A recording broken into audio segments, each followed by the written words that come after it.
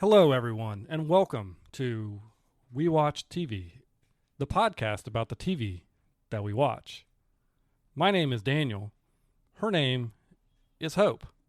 And this is episode 108. Door City, am I right? Ha ha ha. Such a good callback to a thing we're going to talk about in just a little bit. Trish the Dish.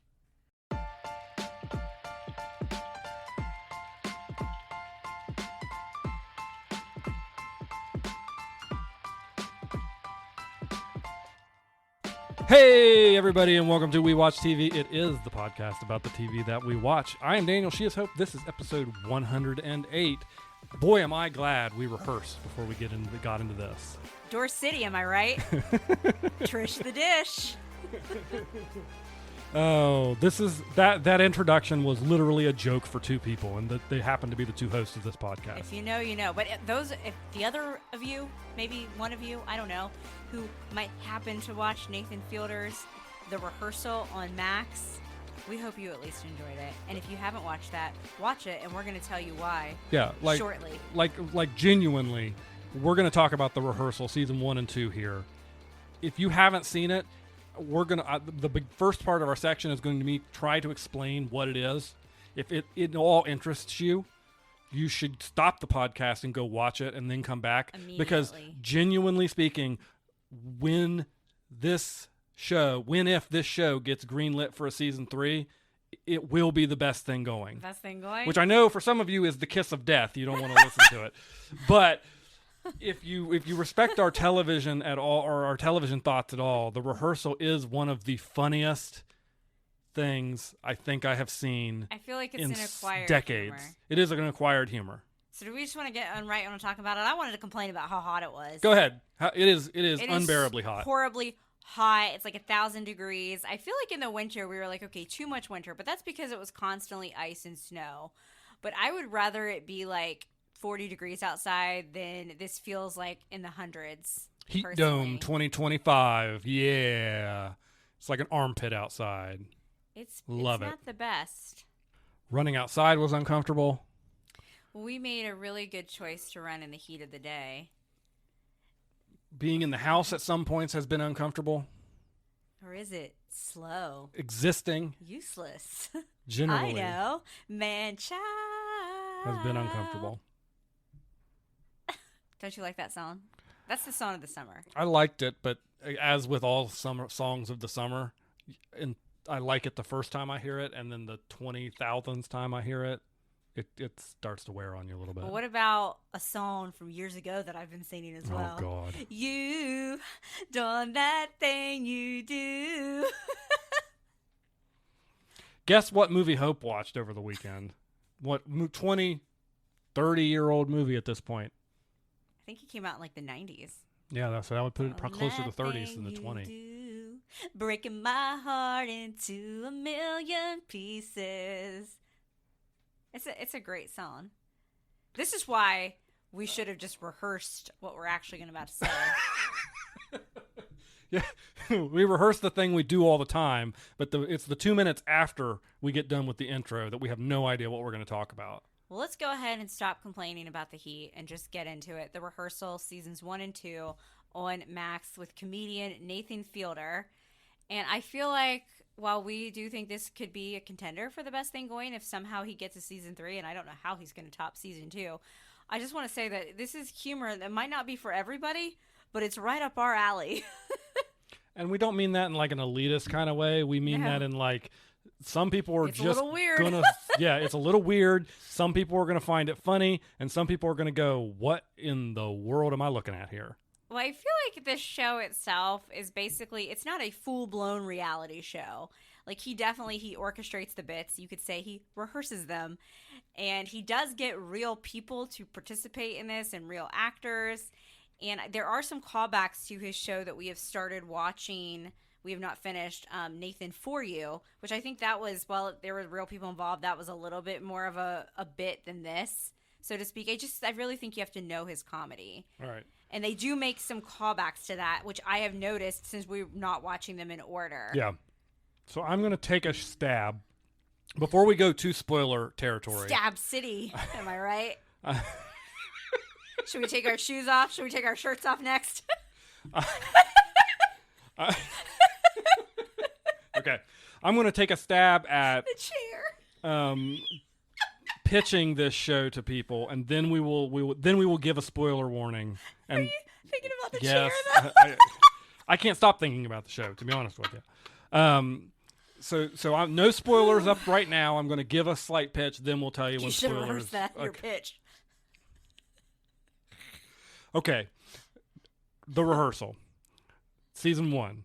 Nathan Fielder is a comedian. He's going around, and basically he always rehearses interactions in his life, especially big ones, before he goes into them, so that there are no surprises. Which I thought was a normal thing to do. And so the bit of the show, when it starts, is Yes. that he is approaching random people Yes.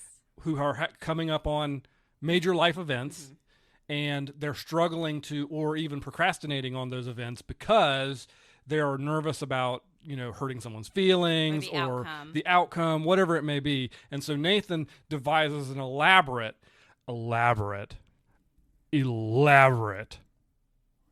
method in which to help them rehearse for this life event. And when I say I thought everybody rehearsed stuff, I don't mean quite this level, but I'm sitting there watching that. I'm like, wait a minute, am I weird?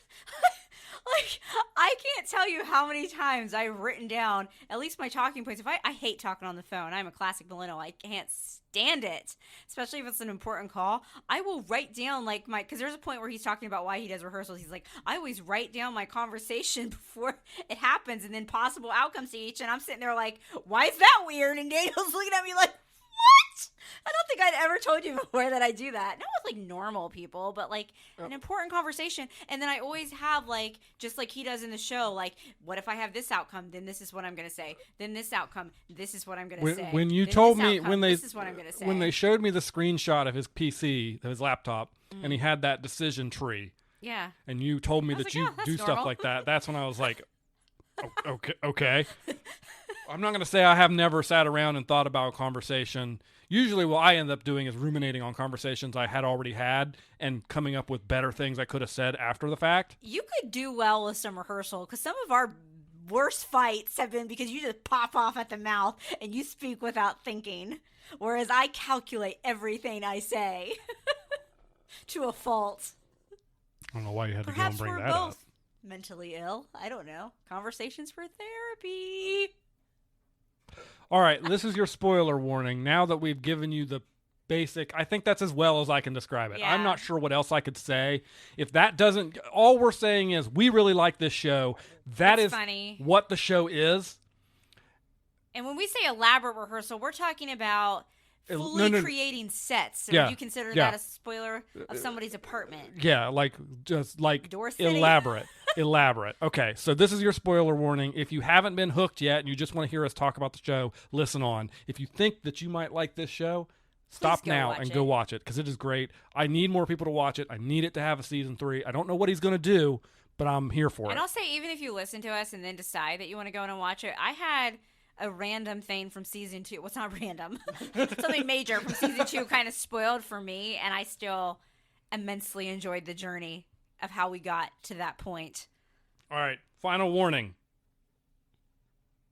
So episode 1 of The Rehearsal, season 1, Hooked episode me 1, immediately. is potentially one of the greatest single television episodes, front to back. Like if you could just see it I as think one thing. It might match that really good Severance episode that we Like saw. it is unbelievable. Do you agree? Yeah, I agree.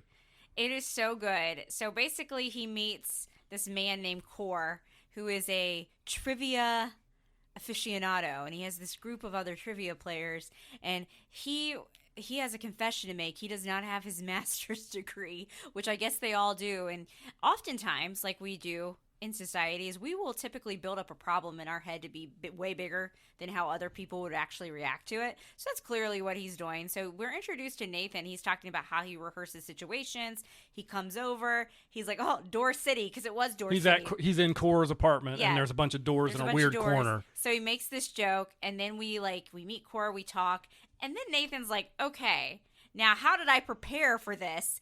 I had to do a rehearsal.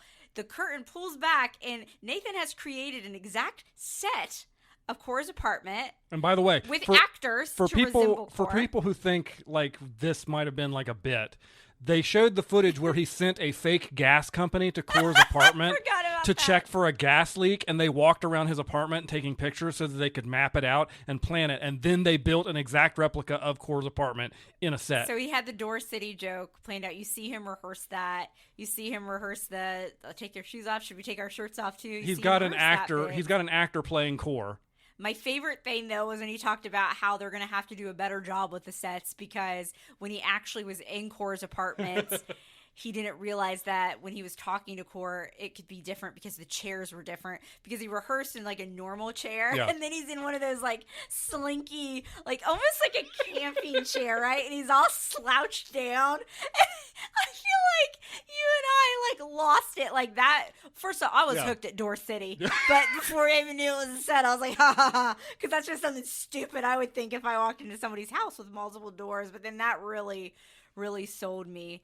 So then he goes so far as to hire an actress to resemble one of the people on his team he's really worried about is Trish. Yeah. Trish the dish. Well, so the life event that Cora is facing is he wants to confess to his trivia group that he doesn't have his master's degree. That he doesn't have his master's degree because it's gotten to the point where they're like sending him jobs that only a person with a master's degree could take.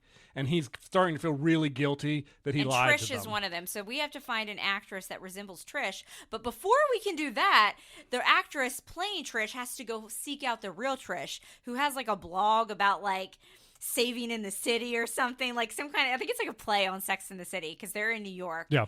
In this particular episode. So Nathan makes up a fake website, has this girl that he is hiring to eventually play Trish go interview Trish, and then the fake Trish is going to rehearse with Cora. And I just got to the best part.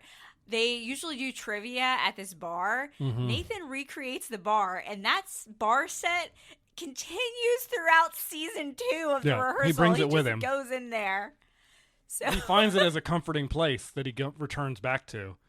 Like he at one point, season 2 takes place on the West Coast, and so episode 2 of season 1 takes place on the West Coast. They move after episode 1, and he has the whole thing broken Oregon, down, and then I think they're in like LA, Nevada, and then taken with him to where he goes. It's a focal point of the show. This set that remains. It's incredible, and I think when they set it up when he.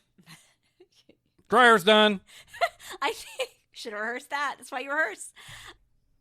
So also when they move the set from like where he was filming with Cora and they move it to Oregon while it was in Oregon, I read online that like you could actually go visit it as like a real bar, and I think like he actually got like a license or something.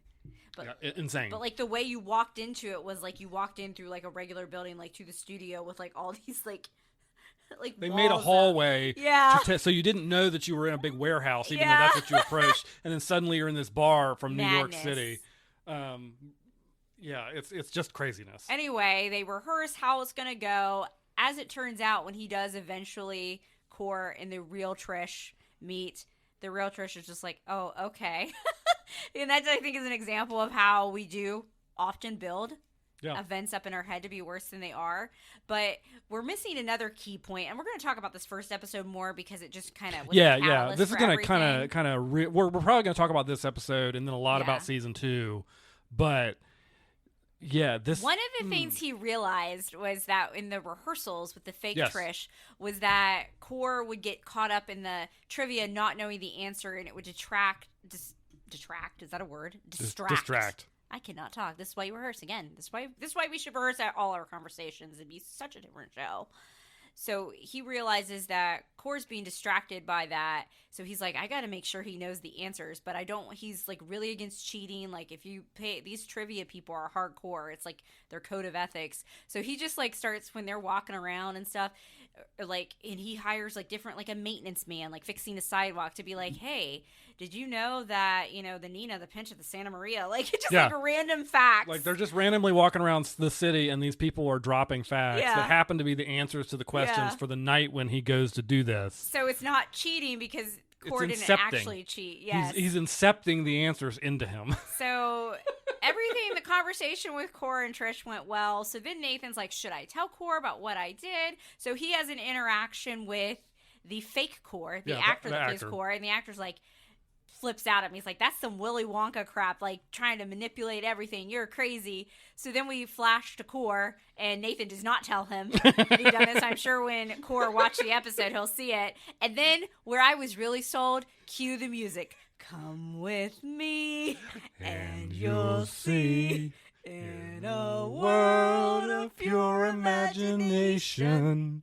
And then episode 2 is where he meets this crazy girl who first she's like wanting to practice like being a mother, having a husband, and I'm sitting there looking at her. I'm like, she's not like the hottest person I've ever seen, but she's not ugly. Like, why can't she find a date? Then we see why. And we find out she's a little nutty. So he sets up this whole fake house in Oregon, fake seasons. There's a part where he's like, in winter is hard to keep up with like the fake snow. Yeah. And then it starts. That story is where things start to take on a life of their own. Because then Nathan's like, and I realized I would like to practice being a father. So he's not like going to be dating this woman, but like he's also going to practice like being a dad.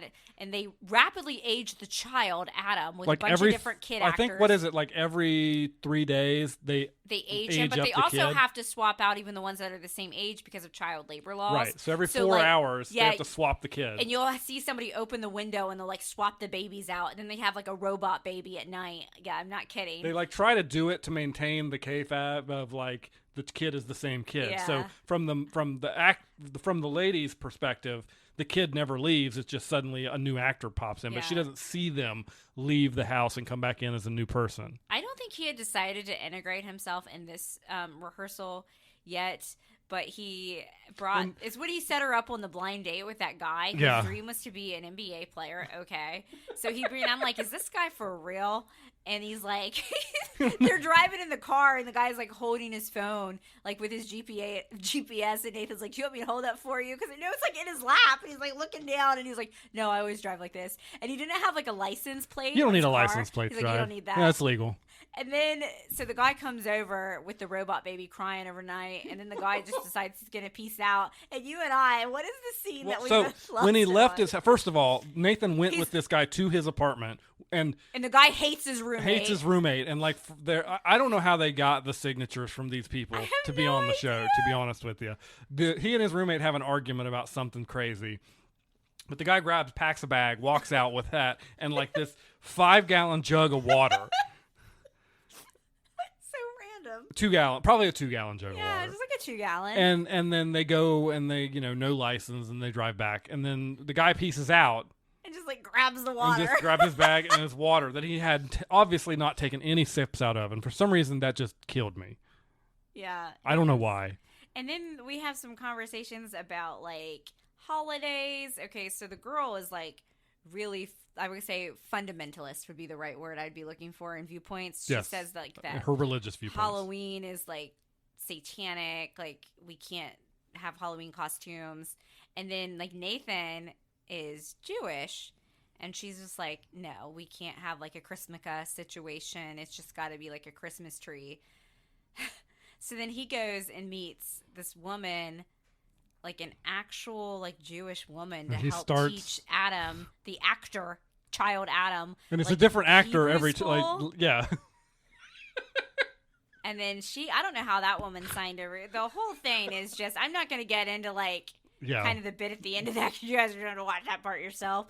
I can't even really remember some of the other situations that they were in season 1. Oh, I know the one child actor got confused and kept calling Nathan his real daddy. Well, so before, okay, at some point, what the lady decides she's out. Yeah. Nathan catches her goofing off. Yeah, because she's not actually doing the rehearsal. Yeah. Like, she's supposed to pretend like she's making these, like, essential oils or something and shipping them off. She can't even use, like, their fake postal bags they provided. And so she kicks out. But before that happens, the emphasis of that was that Nathan had to take a longer trip because he did another rehearsal.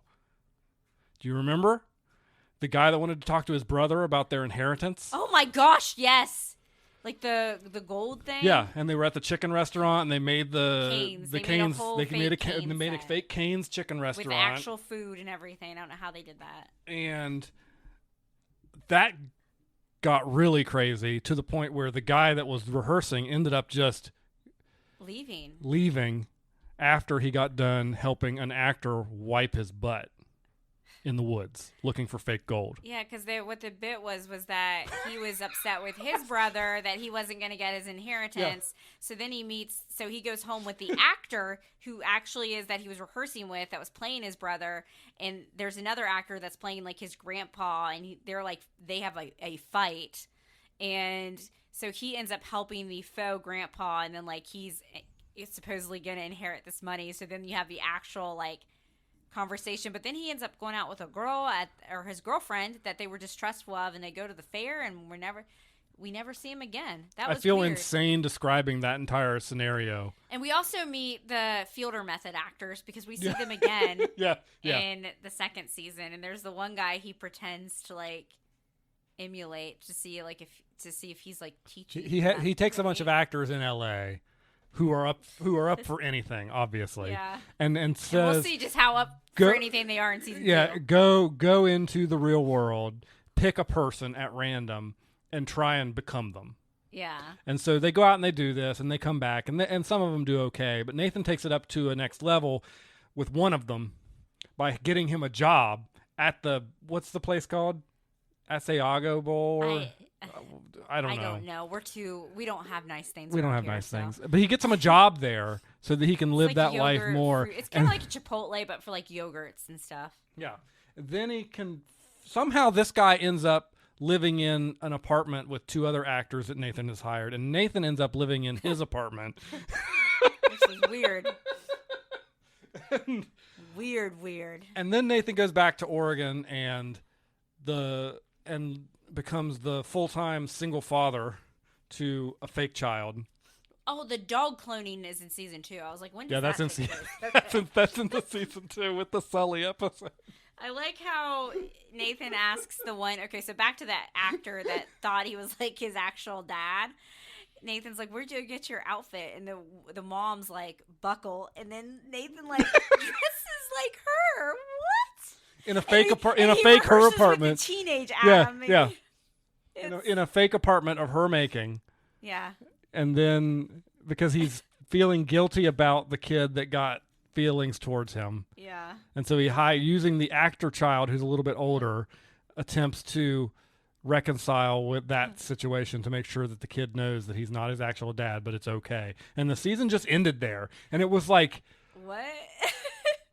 Stunning silence followed by like just uproarious applause. And then enter season 2, we find out that Nathan has always been fascinated with aviation, pilots, flying, and he's been looking into a lot of which I feel like when this was filmed, a lot of the recent stuff hadn't happened yet. Yeah. So the timing was very interesting. Like aviation accidents, and the research shows that a lot of the accidents were caused because the pilot and the co-pilot weren't exactly communicating. And so we have that as our through plot the whole season. He actually is trying to even meet with Congress, which I don't think he ever actually gets to meet with Congress. No. But he does meet with somebody who's like an advocate for aviation safety. He was a former and he's like, yeah, he's like, I'm doing a show for HBO's paying me money, so I have to make it funny, but we could still do it. And the guy's like, all right. And along the way, while we have that, we have certain plots. In the episode, at one point he tries to hook up one of the actual co-pilots, right? With one of his actors. Yeah.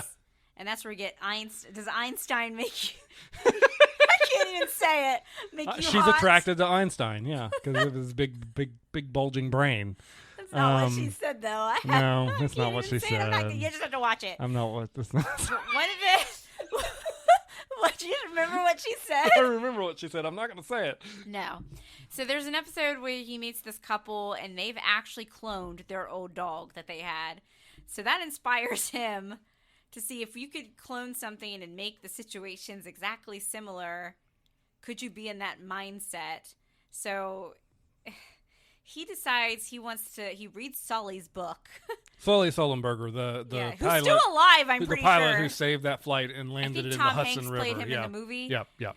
Who played him best, Nathan Fielder or Tom Nathan Hanks? Fielder, Nathan 100%. Fielder. Give him an No Oscar. question. So when we say all his life, we have like toddler Nathan in a room with puppets being like breastfed. They built a wait. You're not selling it here. Okay. They built a nursery room to scale so that it would make Nathan seem like a toddler baby. sized, They, then shaved his they head or put like a balding cap. yeah, on. then That's they what did. craned him into the bed, like the crib, and had a gigantic marionette mother walk in, a boob out, pick to him feed up, him. breastfeed him. That's the one part where you can tell Nathan Fielder actually broke character because when he was like, bleh. So it goes through all of like Sully's motions, like his first date that he talks about, like everything that he talks about in the book. And one of the things that he talked about a lot in the book was how his iPod was so. Remember iPods? What a time to be Loved alive! iPods. How that was like a comfort. And I guess there was 23 seconds. Was that what it was? That there was silence between Sully The birds and his hit, there's a silence period, and then Sully starts talking again. Is the silence period between him talking to the co-pilot? Yes. Yeah. So Nathan's like, there's a song that he liked to listen to a lot on his iPod, and then he finds out like the chorus is exactly 23 seconds long, and it's a great song. Wake me up inside. Can't wake up, save me from the nothing I become. Seeing that clip on TikTok is what got me to want to watch this show. And that's a good song. Because it's still a banger. So I we see had him to know. like jogging to the song. We see him. So do you think there's a connection there? Do you think Sully? Because they found the iPod in the plane when In they the recovered wreckage, it. yeah. Do you think that's what he was listening to for 23 seconds to get focused? I like to believe that. Yes. Anyway, next time I'm at an airport, which will be relatively soon, I'm going to make sure when I see the pilots walking around that they're talking to each other. Yeah. Using the Fielder method. It's saving lives one day at a time. So if you think that the, puppet feeding a fake baby Nathan is the most unhinged part about this, I raise you. Oh, can I do it? Please, can I tell them? Are you going to talk about the last episode? Yeah.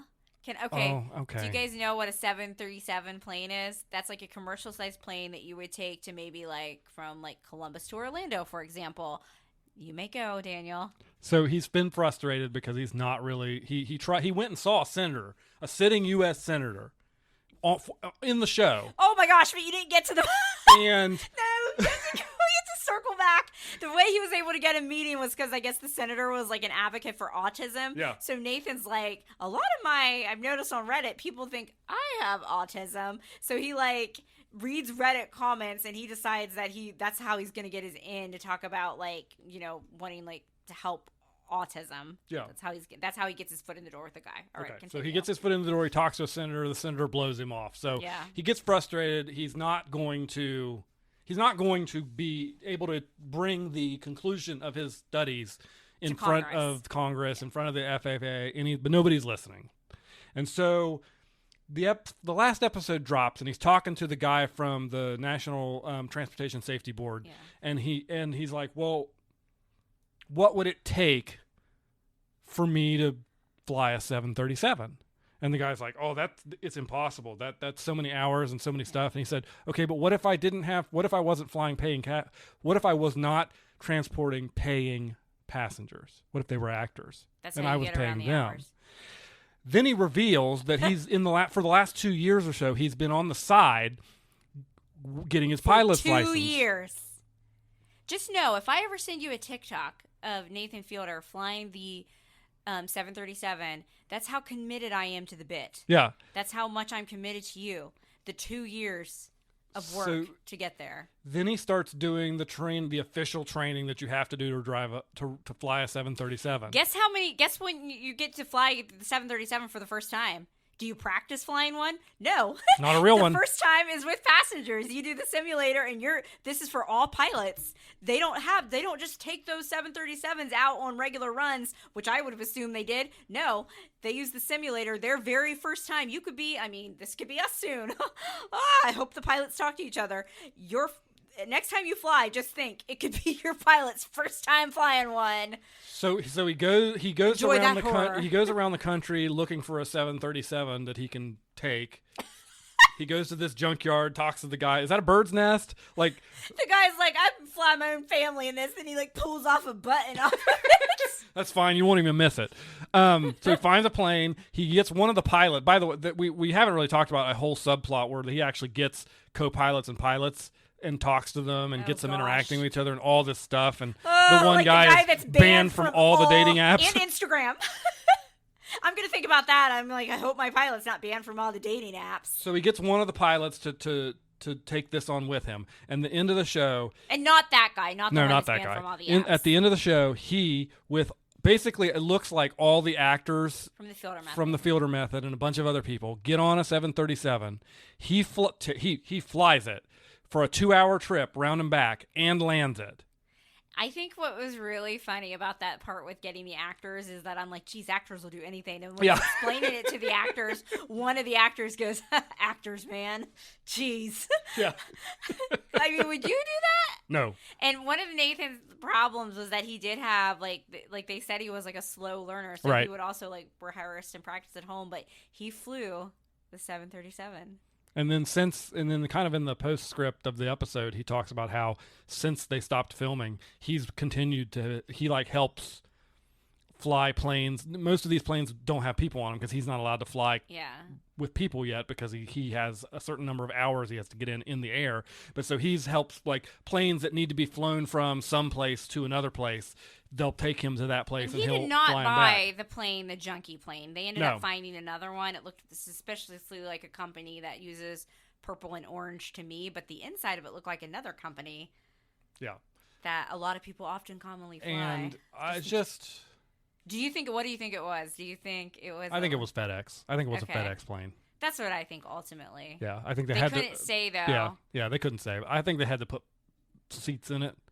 So I think that's what tells me it was probably a FedEx plane. And they even had like people pretending to be the flight attendants. Each actor like knew what drink they were gonna order for like the whole rehearsal.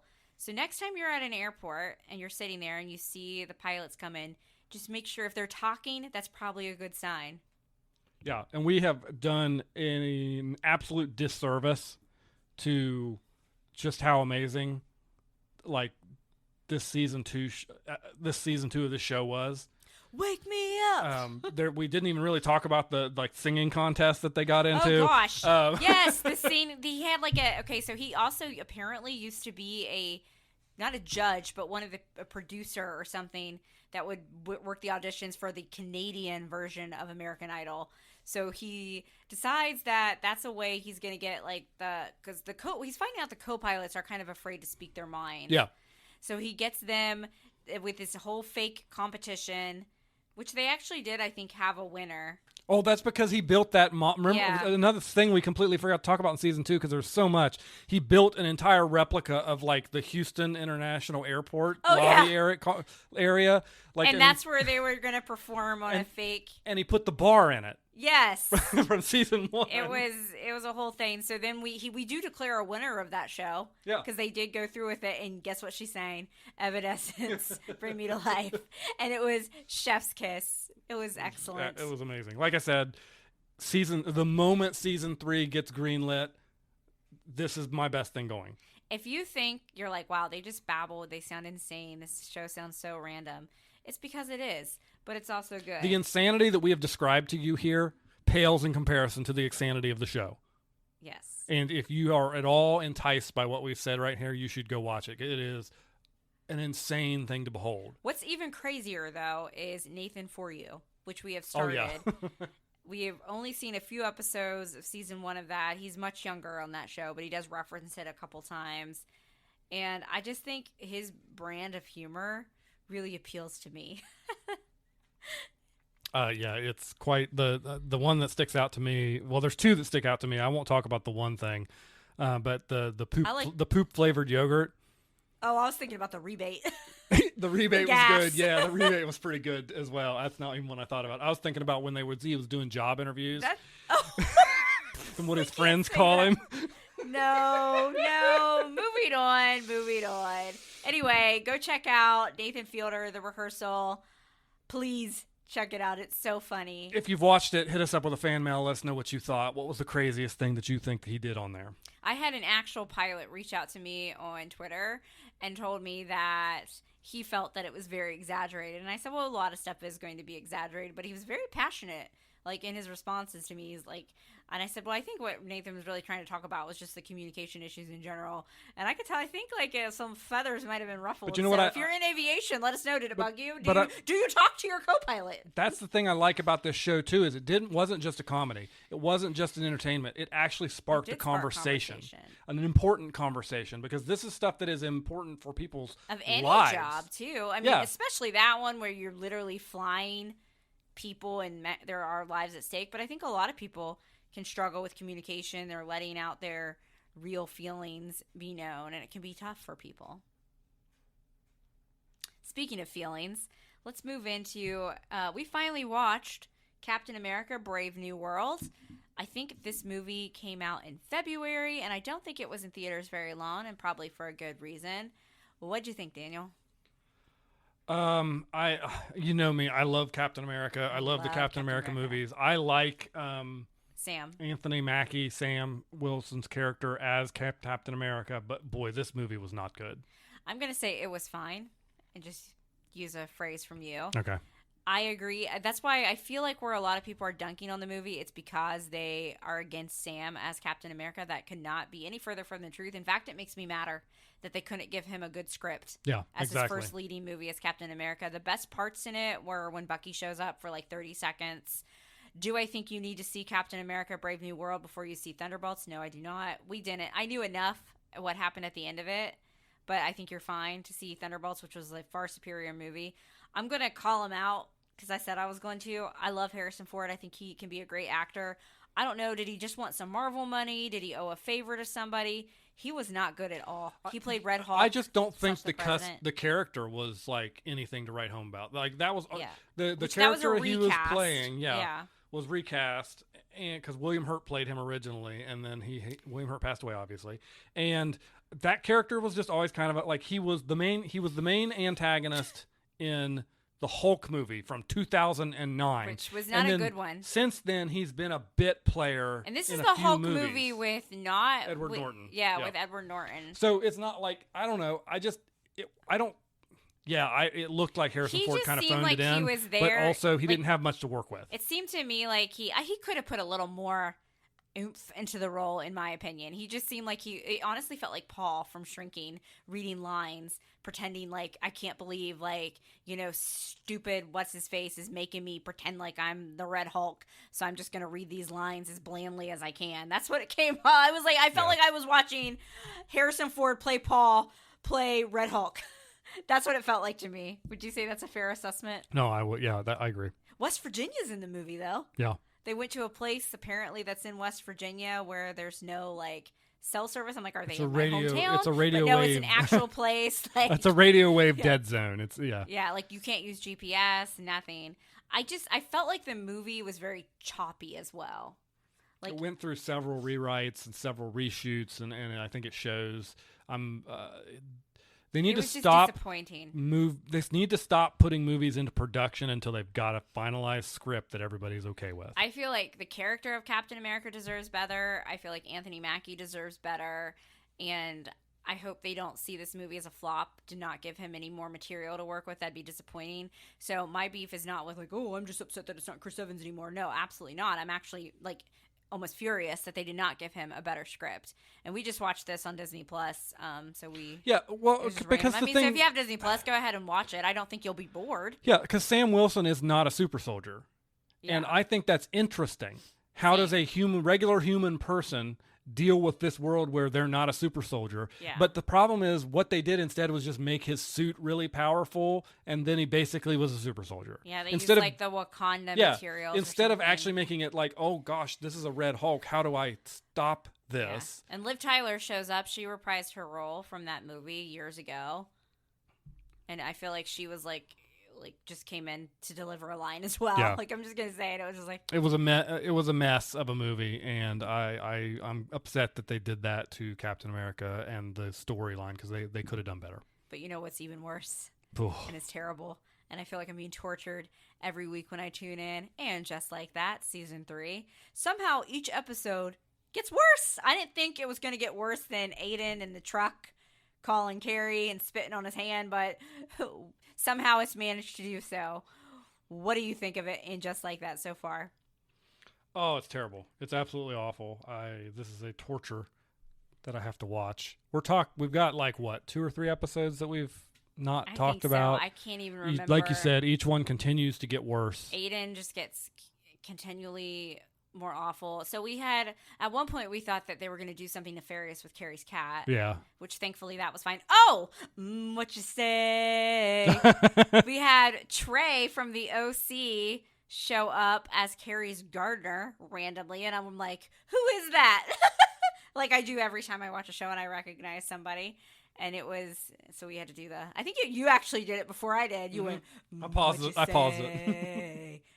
The OC fans are going to know. Or if you ever watched SNL back then, they did a skit where they spoofed that. So Aiden just continues to get more and more awful with every passing breath. Now I feel like I'm actually on Aiden's ex-wife's side. Like his kid, he wanted some his wife wanted Carrie to like be her drug mule to get some ADHD meds for her son, and which I thought was weird. Like, why are you calling Carrie about this? This is odd. Well, then we find out like she gives him to Aiden. He just kind of like shrugs them off because they're not doing their no contact 5 years. Carrie's down there for like a book signing, hoping that Aiden will throw her an olive branch to come see him because he just holds all the cards in this horrible relationship. Just gives me so much ick. So then we have another episode where they kind of address that, and Aiden and Kathy, his ex-wife, are fighting about it, and Aiden's like, just whole philosophy on that. I'm like, ew, you're not being a good parent either right now, dude. And you know who's a bad parent in another show and then showed up and caught me off guard? So Kathy's boyfriend, Bob, was that his name? That's JJ's birth dad from Outer Banks who killed JJ. Spoiler alert if you haven't watched Outer Banks yet. And I was like, ah! Like, I had to pause because I was like, oh no! Because that guy scared me so much, but I actually liked Bob on the show. Yeah, Bob seemed chill. And then Bob's talking to Carrie about stuff, and Carrie's realizing how little Aiden actually tells her and communicates with her. So then they have this whole blowout at the family dinner thing. I liked how Bob wasn't even playing the game. He was just sitting playing on his phone in the corner, what Carrie should have been done. But she's really trying. I feel like she is really trying to make an effort. She shopped at this horrible store. By the way, they're acting like Virginia is like the sticks. Like, it's super annoying the way they're doing that. Granted, there probably are sticks in Virginia. I guess. But, like, Target was like 30 miles away, which is normal. We have to drive to our Target. So she goes to some shop in town. It looks like, Sister Wives, like trad, like, I don't even know, like maybe like Little House on the Prairie clothing. Let's throw it what it was. Just some kind of boutique. And he's like, well, you can take the ATV and ride into town. So because she didn't have any of her clothes because like the car got towed. It was a whole big thing. Well, she didn't go down there with the intent to stay. Oh, she did, but she didn't at the same time. Yeah, like she totally did. Carrie is being just really annoying to me in this because she's acting so weak and letting Aiden have all the cards. It's a whole other thing. So anyway, Daniel's like, oh, I remember when you came to my house and you and my sister rode to the store. And I said, we didn't ride to the store on an ATV. We rode to the gas station to get some Gatorades on a lawnmower. And what did you say? Well, because we weren't country rich, we were country poor. So, like, I did ride an ATV for the first time with your family. I don't think you had a helmet on me. Thanks for that. No, I'm glad we survived the day. But I was like, no, it was a lawnmower that we rode from your mom's house to the BP to pick up some tasty beverages. Just want to defend myself for a second. I never rode the lawnmower up to the gas station. I always Why did you say, here, take the lawnmower with Hannah? I don't know why. I don't know why all this stuff endeared me. That, the outdoor shower that I had to use, the time I had to number 2, you guys were like, your mom said, if you have to number 2, you got to go drive to McDonald's. Well, that was the summer we didn't have a bathroom. You guys just mess around. I see why you need rehearsals in your life. And all these things I just thought was funny. And I think it endeared me. Like the time you took me to I don't think the mini mart exists anymore with all the animal heads on the wall. No, it's a health clinic now. we could never find. We would always do s'mores out there because I think you guys were trying to do activities to make me feel welcome. And, yeah, we didn't do those regularly. You were trying to make me feel welcome since I had to drive to McDonald's to poop and stuff. So So we would do s'mores, and they never had regular graham crackers. Do you remember that? Yeah, they had cinnamon. We graham always had crackers. to eat them with cinnamon graham crackers, and I really did acquire a taste for a nice s'more with a cinnamon graham cracker, because I remember the first time, because that's the only time I'd really eat them. The first time I had a regular s'more again, I was like, this isn't the same. Was that the fire pit that was just an old tire rim? I don't know. I think so. Wonder if Mom still has that. I asked her to keep it. I feel like the last time we were was when we burnt like her old Christmas tree or something, and you guys were like, "Do you want to burn this tree?" And I was like, You want to burn this Christmas tree? "It's like Phoebe's brother. I like to melt stuff." Anyway, I would take riding on the lawnmower than being with stupid, boring Aiden. So at one point, Aiden, Carrie realized after this blowout, like, oh, maybe Aiden really does need to focus on his family. So they go have a talk, and I was like, oh, Aiden's finally going to apologize. The way the hairs on my neck stood up straight when Carrie apologized to Aiden. And then I was like, okay, well, maybe he'll apologize next and be like, I'm sorry I've been stringing you along, that I've been acting this way. No apologies, because he's the worst. Am I missing any other Aiden-y weirdness? No, I think that it was quite a bit for the episodes we got. It really annoyed me, though, when Carrie and Seema this is before they met up with Aiden, and like Seema came to Virginia with her, and they were like lying in the hotel bed eating KFC, and it was like, I just feel like these are like writers with money being like, see how relatable we are that we're eating our KFC in bed. All it made me want was a bucket of chicken. It looked like two actors that had never actually eaten KFC in their life, like, we're trying so to relatable. eat fried chicken. We're so funny. We're so country. We're eating our KFC in bed. It was just very cringe. And then Miranda just does not feel like Miranda at all anymore. I don't really care about Charlotte's friend, Lisa. Harry peed his pants. Yeah, because he was trying to wear these tight jeans or something. I couldn't get him off in time. I don't really know. I feel like at this point, Charlotte and Harry are comedic relief. Yeah, they are. And then Harry's dad shows up in an episode, who most people know from Ozark, but I know as from Frasier because he dated Brandy with the traditional spelling. We have to talk about the banana for a second. Oh, so I want to make for everybody that's on this podcast, we may have even talked about this before, but I just want to make sure it's very clear. You hate bananas. I hate bananas. I can't stand them. It's a texture thing. They gag me. They're so gross.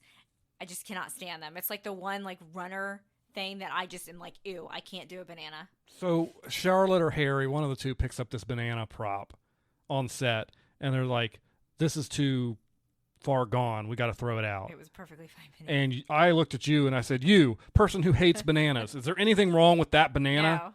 I didn't even see a brown.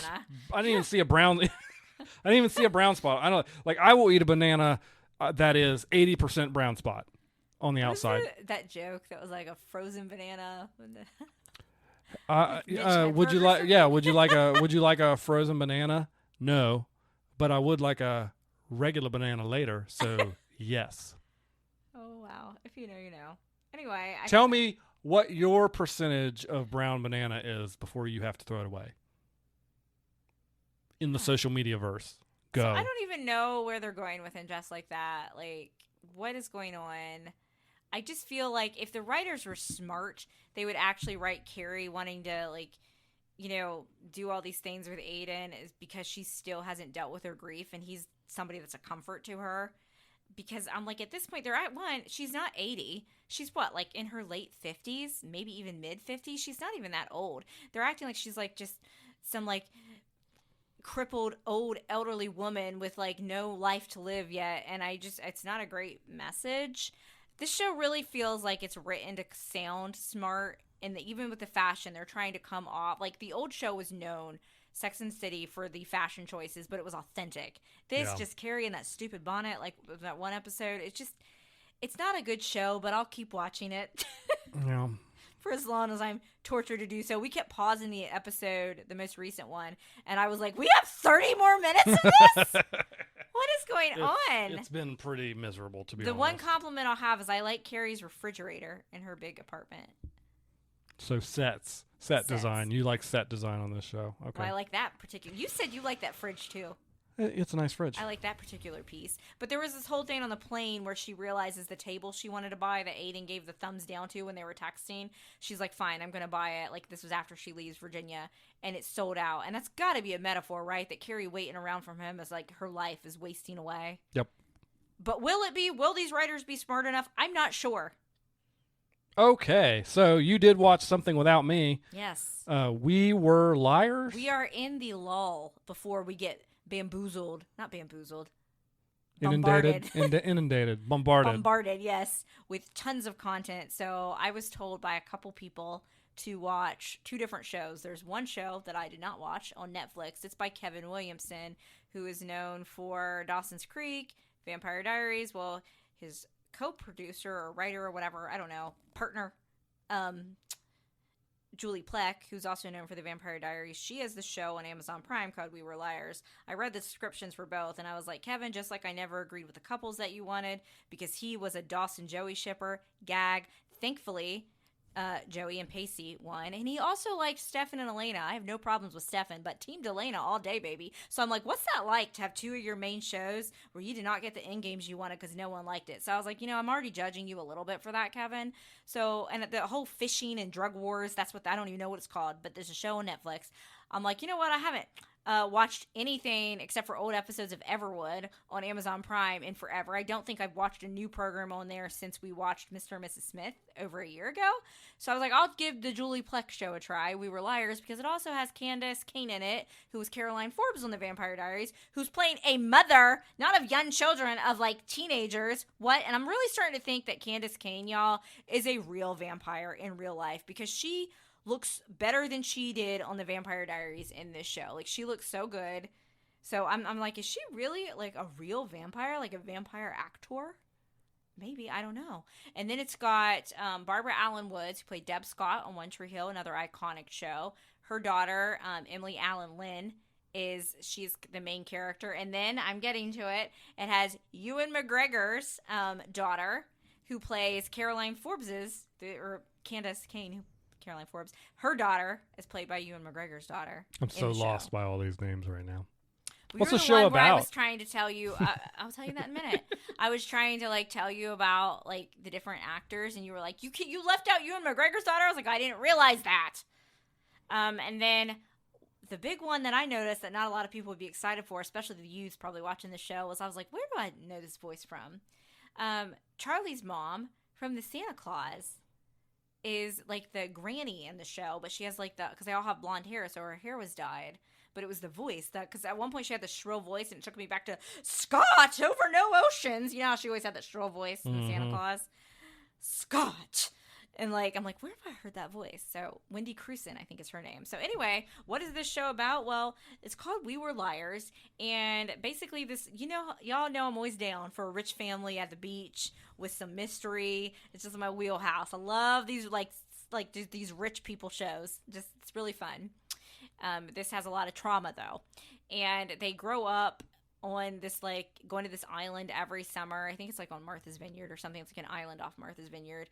And it opens up with Cadence, that's played by Emily Allen Wood. Her character, like, being washed up on a beach, left for dead. She's not dead, though. And she has no memory of how she got there, how it happened, blah, blah, blah. So we have flashbacks to summers when they were kids, then flashback to the summer that it happened. At one point, I was super confused because, like, her friend, who is now sort of her boyfriend, but not really, I was like, aren't you guys, like, cousins? But they're not cousins exactly, because he is the nephew of the guy that was the boyfriend of her other actual cousin's mom. And that guy was the guy from the Hill House shows that you were like, I was like, where have I seen this actor from? I know it's a lot. But at one point I'm like, wait a minute, aren't they like cousins? But they're not cousins. And so, yeah, the mystery is her trying to remember how she got there. There's also, obviously, all the sisters have their own skeletons in their closet with secrets that they're keeping. The whole, like, patriarch of the family, the grandfather, is weird and mean. So you're just trying to really piece it together, like, how did she end up left for dead? When is she going to she's starting to get her memories back with each episode. I think I'm only, like, 4 episodes in. and that's and the whole thing is like, but like at one point they call out people for lying. So I'm wondering if the big twist is going to be in is just we're not going to know because we were liars. And I'm like, if you in that Julie Plackham, you'll make me mad again, just like you used to in the Vampire Diaries. But yeah, so it's if you're into that type of like drama-y, like rich people at the beach kind of shows, it might be something you might enjoy.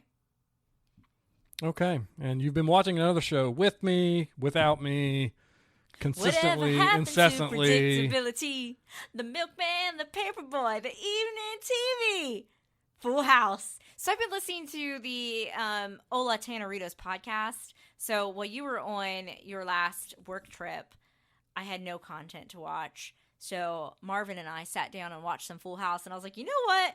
Family Matters might be cringe and doesn't hit, but Full House still hits, baby. It's still funny, even though I really get annoyed by Uncle Jesse as an adult now.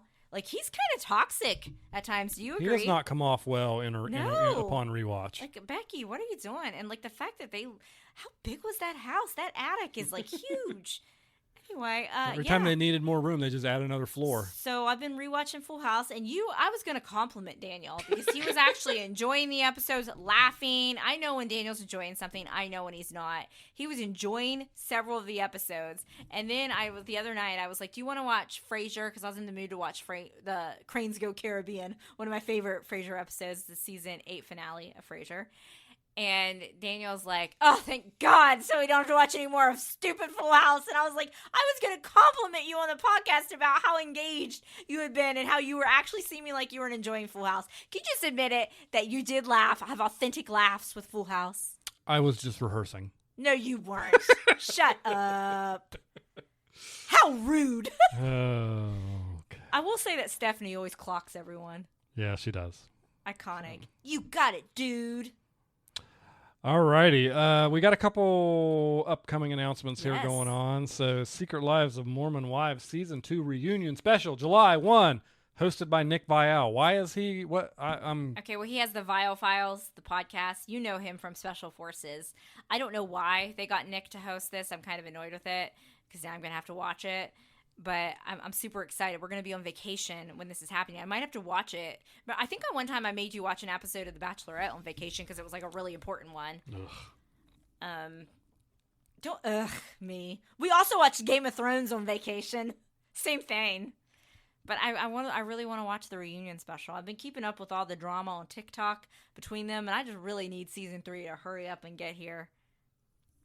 First 3 episodes of The Summer I Turned Pretty on Amazon Prime, then weekly release. Yes, that was the big question was, are we going to be watching the show into October if we only get 1 episode per week? But they're doing those first 3. I think I know where the 3rd episode is going to end. I think that's going to be the engagement with Jeremiah and Belly. And then I think they'll make us wait a week, and then we'll go into the weekly release. I am more convinced than ever before because they released another trailer that they are pretty much going to be following the book. So that is good news for us Conrad fans. The Bear and Squid Game, The Bear Season 4 and Squid Game Part 3, Part 4, Season 3, whatever they want to call it. Season 3. Okay. This week. Yes, we've got... Just in time for us to leave for a week. That's funny. I just deleted my show notes by accident. Did I really? I'm going to have to pull out. That's hilarious. This is why you should be rehearsed. I have a copy that I sent to you.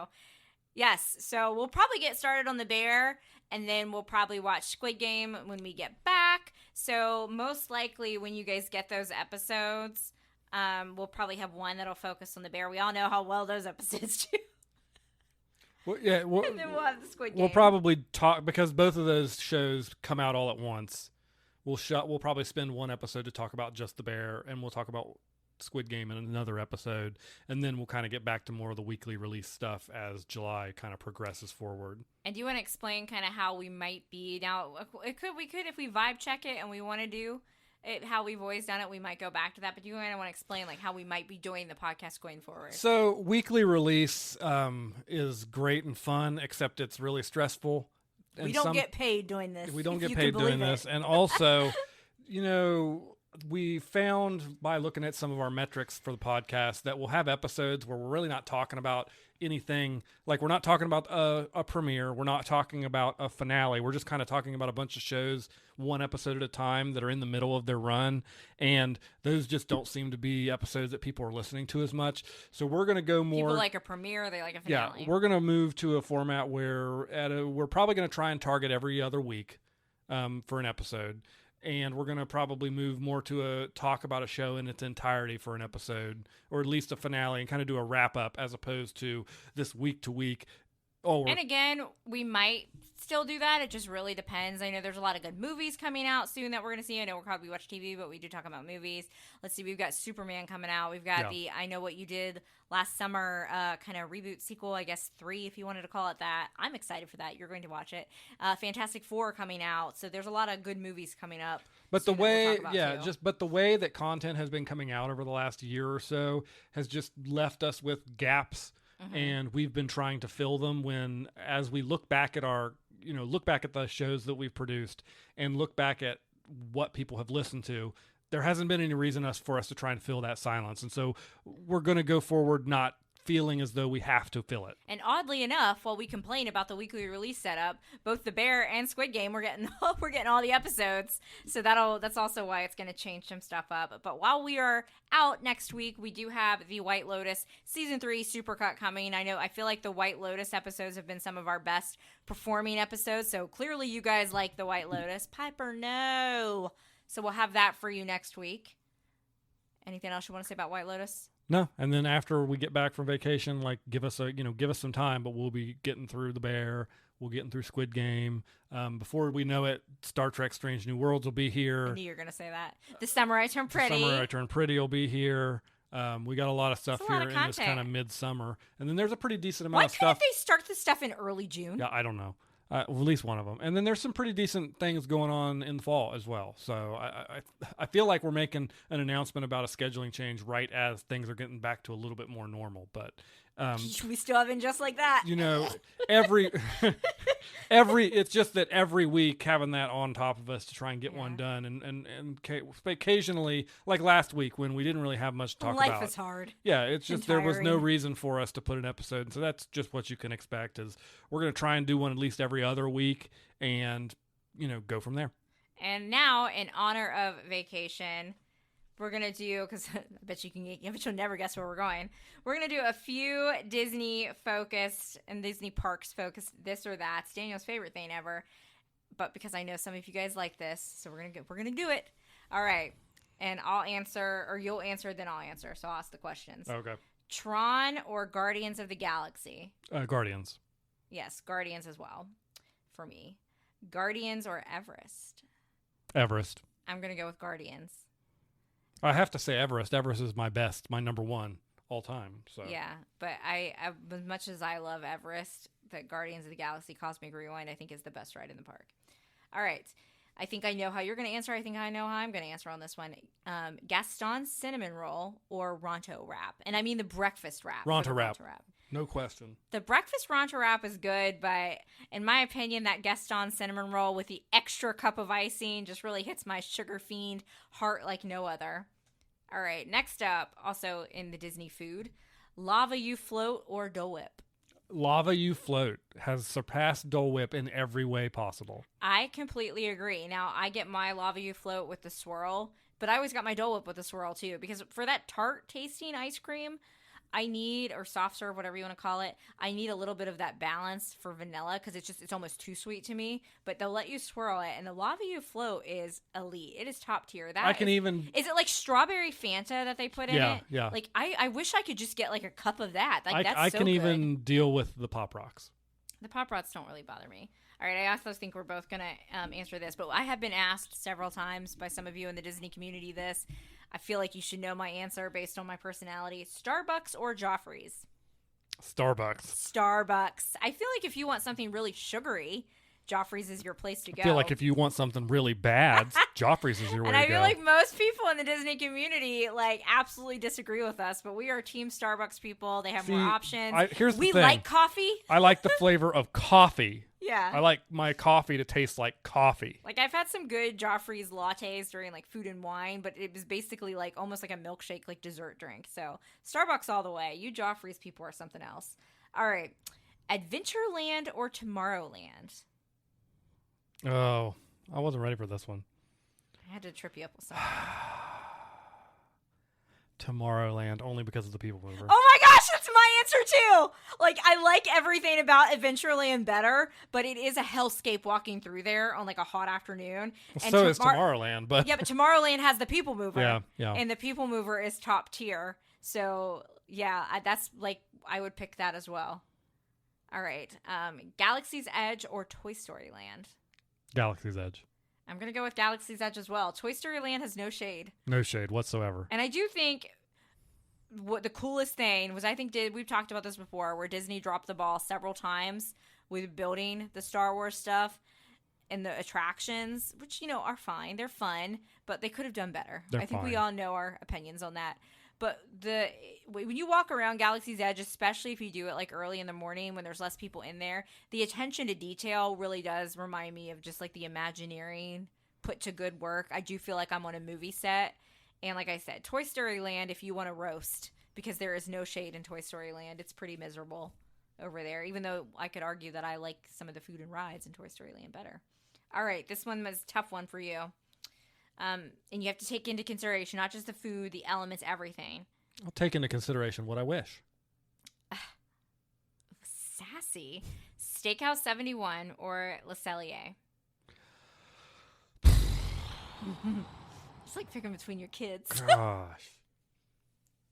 That's tough. I'm gonna say my answer first. All I'm right. gonna go with Steakhouse 71 just because I feel like, well, one, breakfast, lunch, and dinner there are just so good, all three meals. But if we're just doing in terms of dinner, I feel like I'm more, now, you never know, I might have a crazy experience next time. If you don't hit Le Cellier at the right time, or you don't have a group of people, you're liable to be in that place with a party, like, right in your lap, the way they have the tables in there. So if you're going to do Le Cellier, you need to do it, like, right around fireworks at Epcot, so like it's park closed when you're leaving and the restaurant starts to clear out, or you need to do it with a group of people, because as a two-top party, if you do it at prime dinner time, you're going to be shoved in. Like we've been shoved in on like one of the back tables, not even in the middle, where I had some lady's purse basically in my lap. So atmosphere is very important to me. Like I said, I might be eating my words if I go to Steakhouse 71 next time and I have somebody right on top of me. So you never know. But I feel like just in general, like if I'm picturing both restaurants, like I need all the elements to work for me to choose Le Cellier. But I do really like their the cheese soup. That's some of the best soup ever, and that's usually what I'll order. And one of the things both restaurants have for them is that I don't have to do that stupid prefix menu where they make you do like an appetizer, an entree, and a dessert. I can just order whatever I want. I can't stand it that half the Disney restaurants are going to that because it's annoying. No one eats that much food.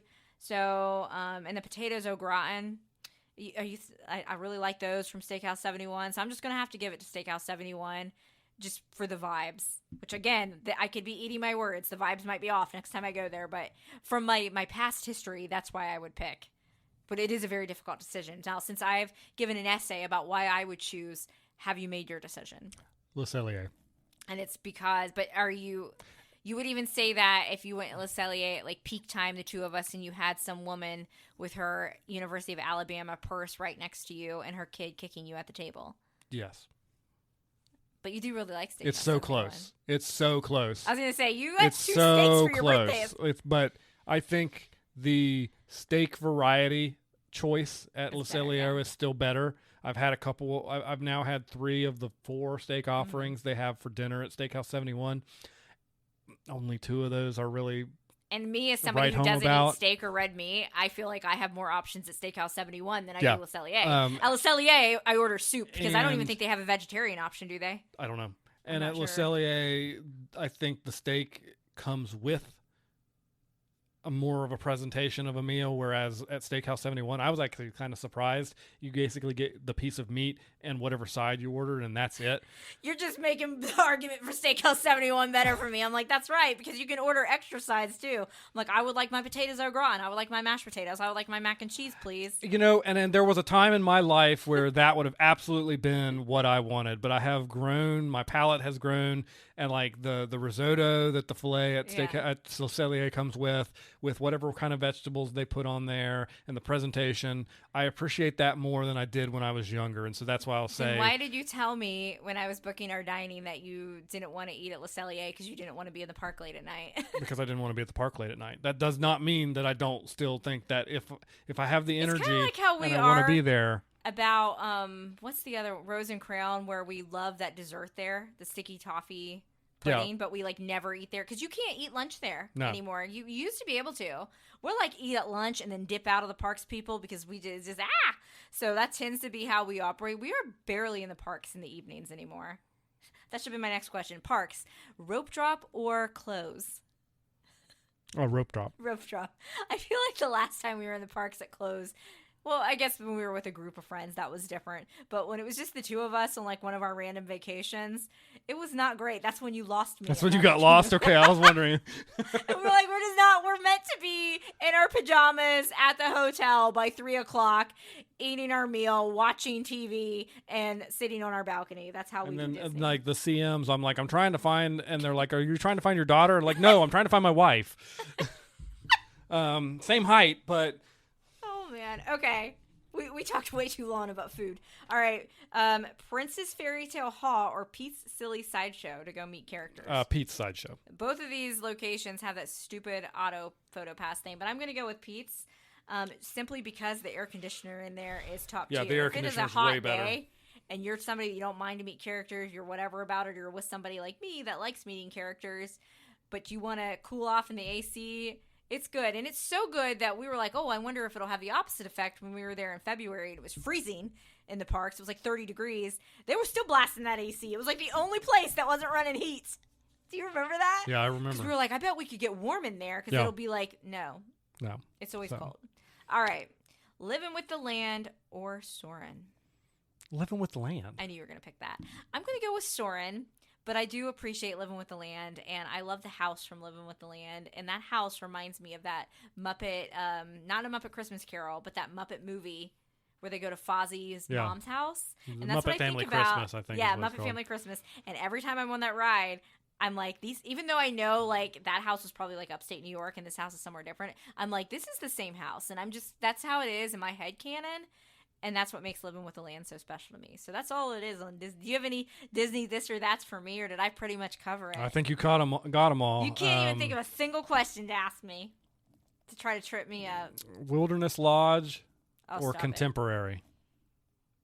That is to be determined because I have never spent a week at one of them where I've spent a week at the other one. Okay, if you're going strictly by lobby, the Wilderness Lodge lobby, I think is the best lobby on all the property. There's some Animal Kingdom people that would argue with that. Yeah, and I would say that while the Animal Kingdom lobby is nice, I'm going to say the Wilderness Lodge is the best lobby. Which one do you think is the best lobby? Wilderness Lodge. Yeah, duh. Anyway, White Lotus next week, guys. Check it out. All right.